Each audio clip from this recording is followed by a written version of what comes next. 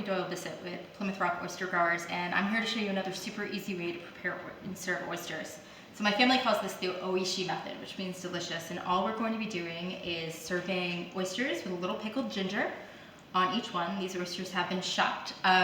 If you don't know how to shuck an oyster, you can go to the website, www.proysters.com, and my brother Connor does a great video on shucking oysters. And we're just going to put a little piece of ginger, pickled ginger, like you'd get at a sushi restaurant, on each of these. And then we're just going to take a little soy sauce, which I already have here, some green scallions or chives that have been finely chopped, and if you like a little heat, a little wasabi. And again, just a little, because we're not looking to mask the flavor of the oysters. We really like how sweet and salty they are, but this is just a little something to, dress them up a bit.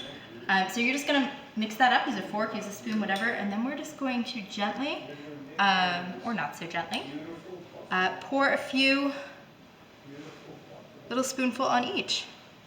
And it kind of makes a really pretty presentation, and it brings some really beautiful flavors to the oysters. So again, super easy, less than 2 minutes of your time, and you have a beautiful plate of oysters ready to go.